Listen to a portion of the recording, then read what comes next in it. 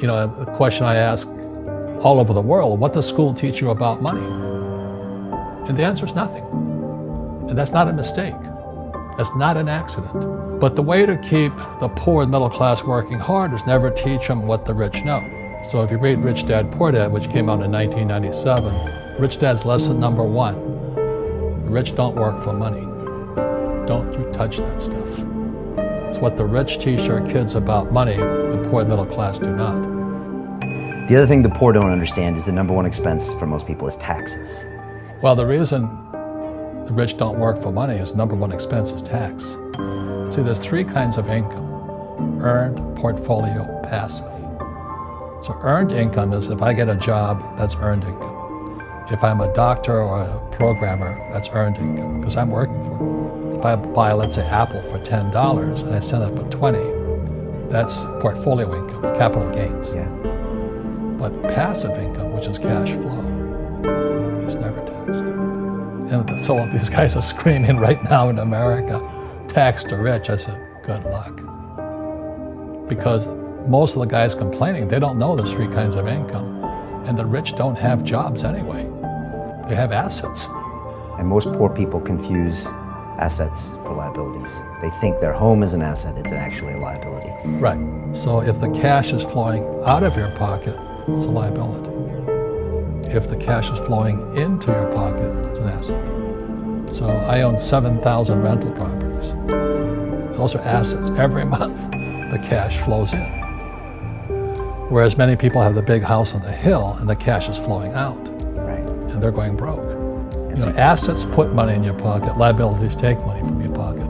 They count anything of value as an asset. They count your car as an asset, your house as an asset. When it's really taking money from your pocket.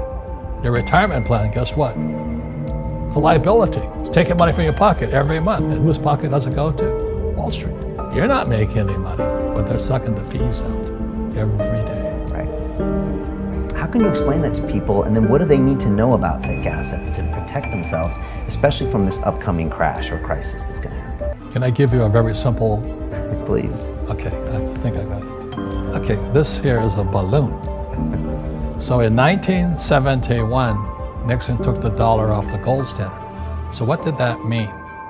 That meant the US government, the US Treasury, could now print money. So in 71, it was the US, not anybody else, basically screwed the world economy. So rather than fix the economy, they just did this.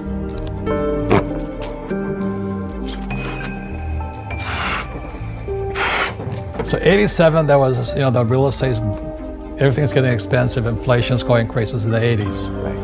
87 crash, big crash. Did anything happen? No, nothing happened. They just... So what did Greenspan do? It was the Greenspan put, right? He says, oh, don't worry. We'll give the banks all the money they want so you won't crash. So the banks and Treasury, everything's inflated now. They're pushing money into the system to prop it up every time. Fake money. Fake money. This is fake money going in.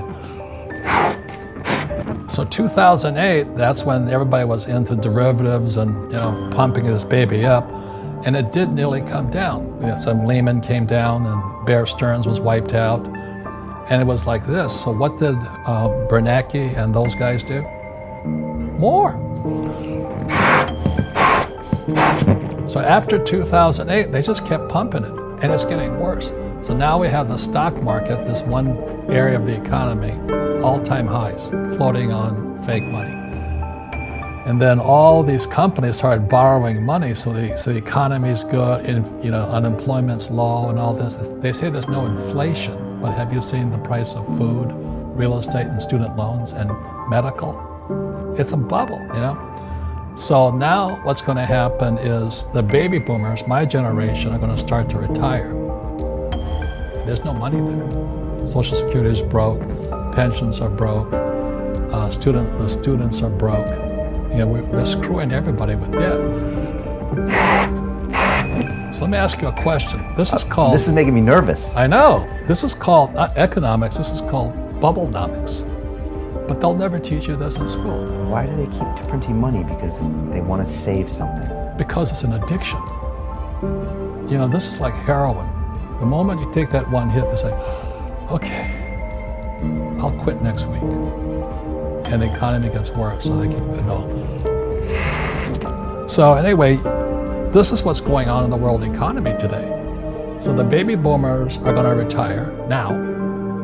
Student loans are bust. So do you have to be an economist to say what's going to happen? So this is called bubblenomics, and this is what's going to happen. Got it? I got it. Is that economics 101? Scary stuff.